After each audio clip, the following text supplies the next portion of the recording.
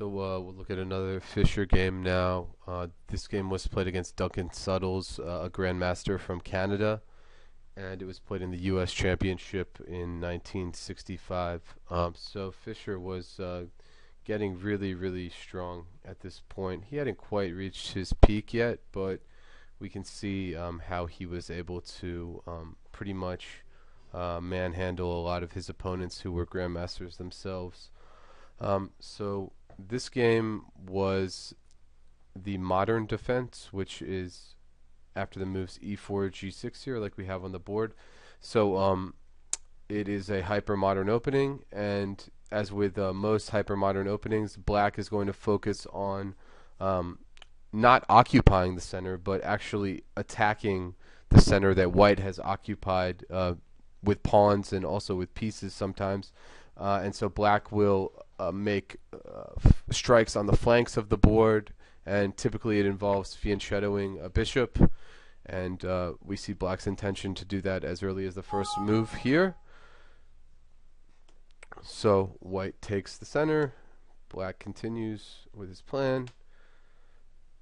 White develops the knight here, just supporting e4, so totally normal stuff. And now black plays d6.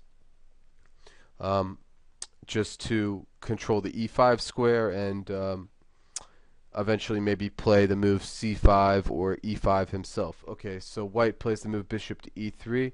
This is a pretty flexible move, and in recent years this move has been very popular too. The idea is that white is not committing himself to any setup in particular, and he could castle on either side of the board. And also one idea is to play the queen to d2 and the bishop to h6 at some point, which is a standard strategy to play against a fianchetto setup to exchange the bishops. Okay, so black played the move c6 here. Oftentimes this move is associated with pushing a pawn to b5 and then to b4, and then once this knight moves, the square e4 will have less protection. And also the c6 move is played to control the d5 square, which can become important later. And lastly, sometimes the move queen b6 or queen a5 is played. Queen b6 would highlight the weakness of b2. Okay, white continues with his plan, and now black plays the move knight to d7. So this is an important moment. Why did black play knight to d7 and not knight to f6? Well, he could play knight to f6, and actually we would transpose into the Peertz defense. The Peertz is characterized by the early development of the knight on f6, whereas in the modern, black keeps the knight back on g8, usually for an extended period of time against this setup in particular. And the reason is that after knight to f6, white can continue with his plan of playing bishop to h6. Whereas after the game continuation, the knight on g8 is controlling h6, so white will have to do something else for the time being. And now he plays f4.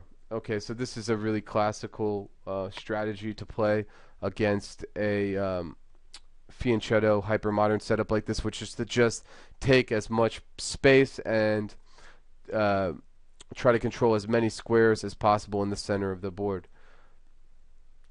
Black plays knight gf6 now that the bishop can't go to h6, and white continues with knight f3. Okay, so it's all pretty standard. Black castles, and now white plays an interesting move, h3. You would think that this move is a waste of time and unnecessary maybe, and I think white could continue with the move bishop to d3. Nothing particularly wrong with that move. He could also play the move e5 here. And I think the idea behind h3 was that he maybe is preparing to play the move e5, and now there's no more knight g4. And also, sometimes he can play a really aggressive idea with g4 and really just try to push these pawns up as far as possible and crowd black out of space and basically push him off the board. So h3 is an interesting move, and once again, white has not committed his king to either side of the board, so he leaves a lot of options open.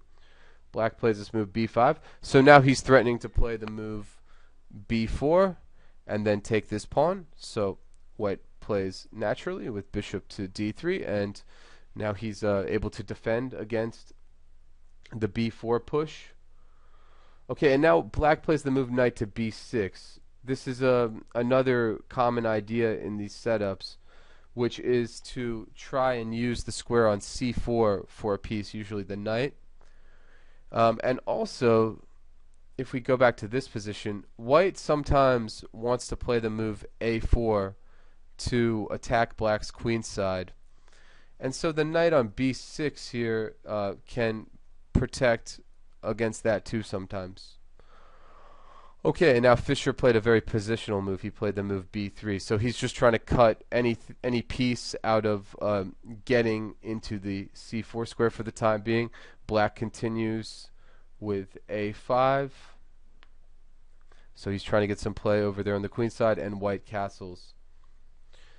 So we have a pretty standard position, I would say, from a hyper-modern opening like this. Both sides are trying to go about their respective plans. Black is trying to get some sort of initiative on the queen side or some play there, and white will probably play in the center and on the king side. So black continues with the move b4. White has only really one good square for this knight, which is on e2. And now I think maybe black made a slight error. Maybe it's not an error, but personally I think the move bishop to a6 merited serious consideration, because now he's trying to connect his rooks, and the bishop on d3 is protecting the pawn on e4, and if he's trying to play against the light squares, he would do well to exchange the light squared bishops in order to weaken those squares, because in the game he tries to play on the light squares too. He plays the move d5, but I think this move has serious drawbacks, and Fischer highlights those pretty well with how he plays after this. He plays the move e5. Okay, that's definitely the move we want to play. We would not want to play the move e takes d5, because now black has a number of ways he can recapture, all of which look good. And white's pawn mass has been broken up, and this bishop on g7 is pretty strong. And this pawn on f4 looks pretty awkward there. Looks pretty pointless to have the pawn there. So e5 is definitely the move. Okay, and now black showed his idea with knight to e4.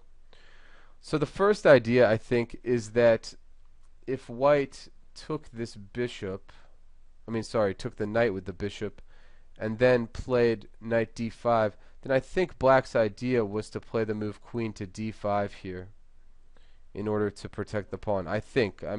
Because if he plays bishop to f5, then g4 looks pretty annoying.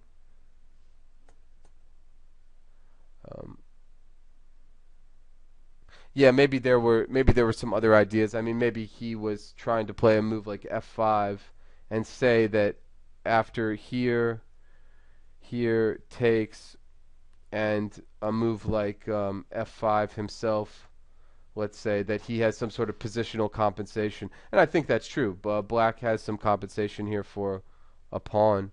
Maybe there's a better move than f5. Knight d5 is possible. Queen d5 is possible, maybe. Bishop f5 may be possible. So maybe that was the idea here of allowing white to take that knight if he wanted. In any case, Fischer was not tempted to go for the material here, and he played the move queen to e1. So as we saw in another game, this queenside attacking formation, when you swing the queen over to h4, and you can play f5 and bishop h6 and knight g5, this can prove to be very, very difficult to deal with. So that could be an idea for white in the future here. And now black played the really committal move f5. So this knight looks extremely strong on on e4 now. One of the reasons I wanted to show this game is it's very instructive how Fischer plays around this knight. You know, just because a piece looks strong doesn't necessarily mean that it's a strong piece or that it's doing an awful lot. And this is a perfect example of how you could play around a piece that's centralized and looks quite strong and execute your own plan at the same time. So I really like Fischer's idea now. He plays the move a3. So this move queen to e1 was not just about playing on the king side, but he reserves the option to play on the queen side also. So he's trying to create weaknesses over on the queen side and open up the position there. And another important point is that if black ever plays the maneuver bishop to a6 at some point, white can ignore that, because if black were to take the bishop on d3 here, then white would take back with the pawn, and then the knight would be very, very short of squares. It would even get trapped in a number of positions. So that's another justification for leaving the situation as it is, not touching that knight, because after all, black's bishop on c8 here does not have too many good squares. a6 certainly looks like the most natural square, since all these pawns are on light squares. It makes it difficult for his bishop. Okay, so black took this pawn on a3. There really wasn't anything else he could do, because white was threatening to take on b4 twice and win a pawn. He takes, and white takes back. So black's pawn on a5 is now isolated, and white is threatening to take it. So black tries to liquidate the weakness and plays the move a4. Okay, so I think many players here would maybe get a little discouraged and just take that pawn and say, oh well, you know, I tried my best and he managed to get rid of his weakness. But not Fischer. He was very, very tenacious in these types of positions, and he was good at using the tactics to reinforce or to accomplish his positional plans. So he plays the move queen a1. So now white is threatening to win that pawn again, and black can't take the pawn on b3, or he's going to lose material after rook takes a8. So he plays the move bishop to a6. And now maybe a surprising decision, because I said before that white could leave that bishop on d3 if bishop a6 happens. But here the reason why he doesn't is that after b takes a4, then knight c4 would be very annoying. And the idea is that white's pieces are forked, and so he must take the knight to prevent losing material. And now after bishop c4, black's doing fairly well here. This bishop is now active, and the knight in the center on e4 has a lot of influence, and yeah, I think he has some compensation for a pawn here, so I could understand why Fischer didn't go for that continuation. And instead he took the bishop here. Okay, black recaptured, and now this was the idea, to play knight c3. So he's continuing to use the pin on the a4 pawn to force black into a difficult decision. He's telling him, okay, well, you can either lose your a4 pawn or you can exchange off your centralized knight, and then after I take back, I'm attacking your pawn on c6, and black has weaknesses and white really doesn't in this position, so white would be clearly better there. And so black decides against exchanging the knights off, and he plays queen to c7. So he's trying to bring his rook, which was doing nothing on f8, over to a8.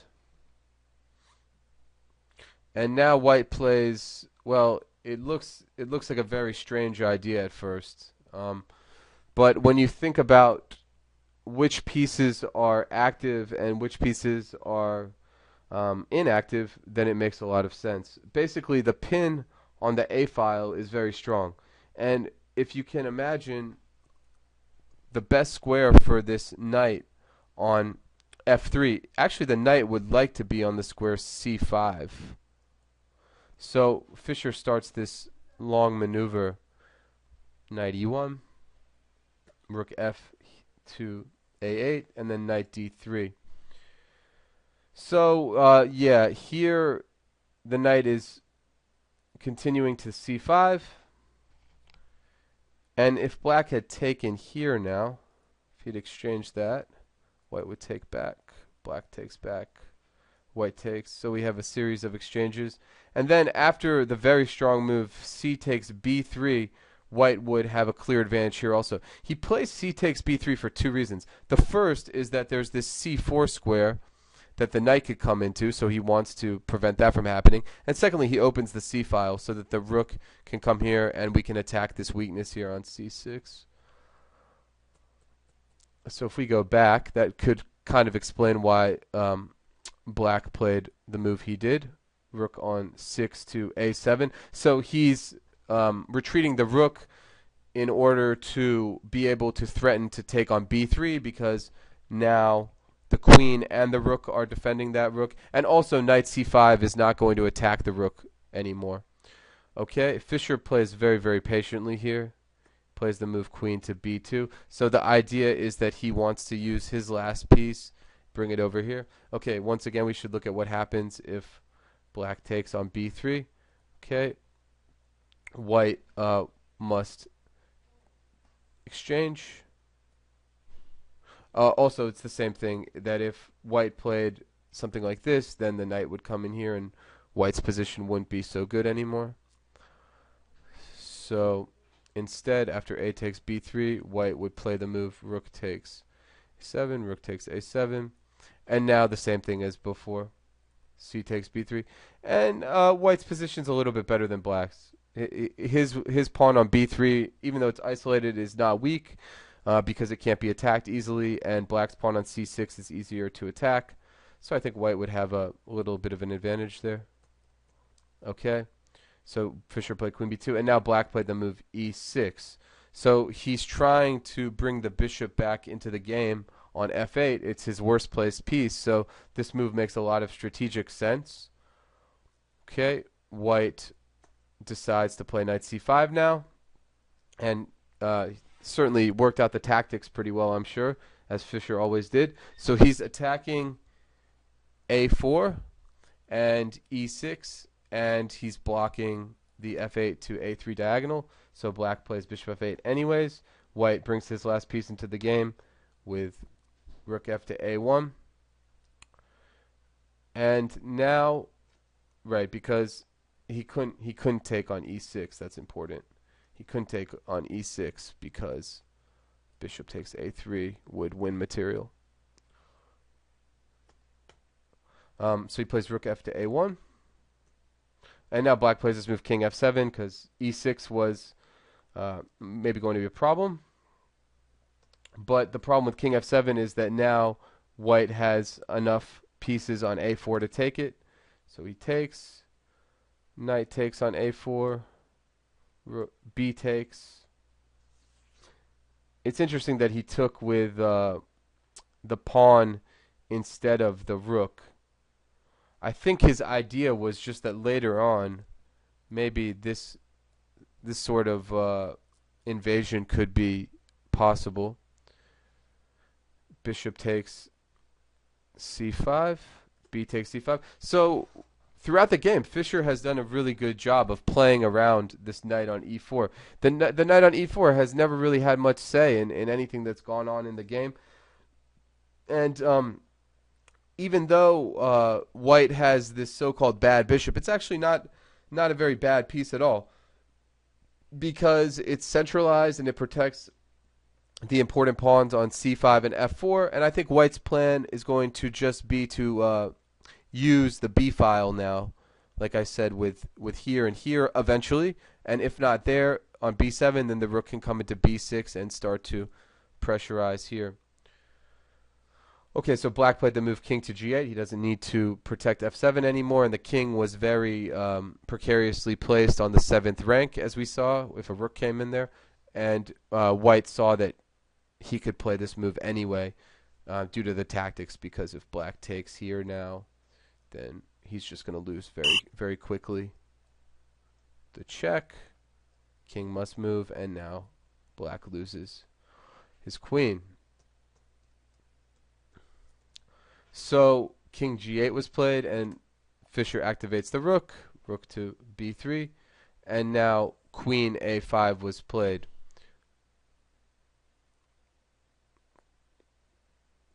Okay. And if he didn't play that move, then white could continue slowly with rook b4 and defend the pawn on a4. So yeah, I think that black didn't really have an awful lot of active options. So at least he plays queen a5. At least he's threatening to take on c5 now in some cases. Okay. Fischer was very, very patient. He just played king h2. Very good safety move. Maybe there could be checks at some point, and the king is just getting out of the way. And also, sometimes maybe the knight would want to jump in here, so now he prevents that. And also, he saw that knight takes c5 is not going to work.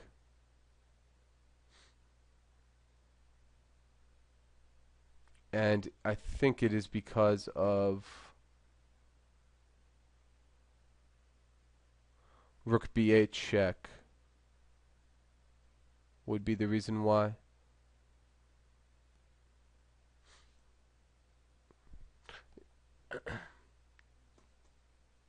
So that move would not be too appealing for black. Also, the knight. If he had played this, then the knight. The rook is going to be under fire here with this strong pin. So yeah, I think rook b8 check would be okay. Also, rook c3. Maybe this is even a better move. At first, it doesn't look possible because of knight a4, but then I think after. Maybe I'm just wrong. Because if you take here, then black can capture here, and this is not so clear, as a matter of fact. So yeah, maybe this one is not advisable. This doesn't look good for white. So I think it was rook b8 check. Anyways, I didn't turn on the engine or anything, and I haven't looked at this position before, so I hope I can be forgiven for not not knowing the refutation immediately. Also, I think that a positional move could just be very uncomfortable too, like rook to b4, because it's going to be difficult to get out of this pin, and black is pretty tied up. That could also be good. So let's see. We could also try rook b8 check. Okay, let's say the king goes to f7. And, oh yeah, okay. This is it. Right, finally we found it. Okay. Takes. Right, and now we have a check and a fork. Okay. So that was it, I think. Rook to b8 check, like I thought at first. I didn't see the whole line.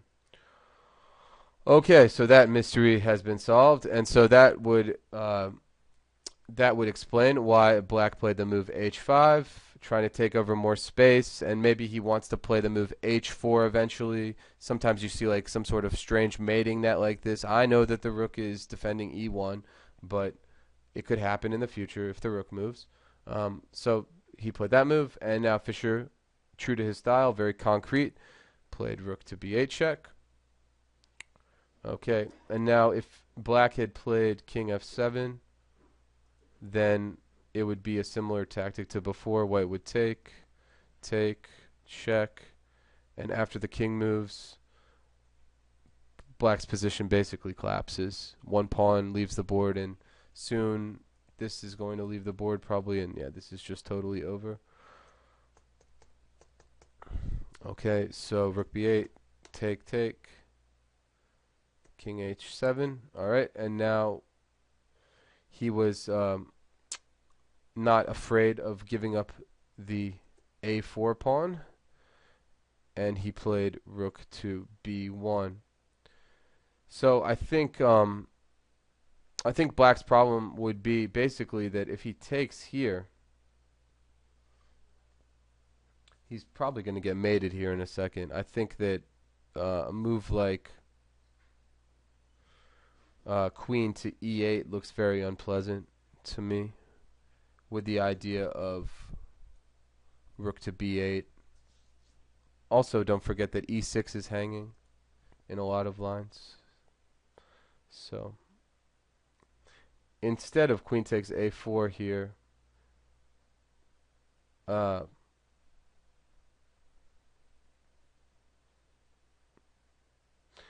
yeah,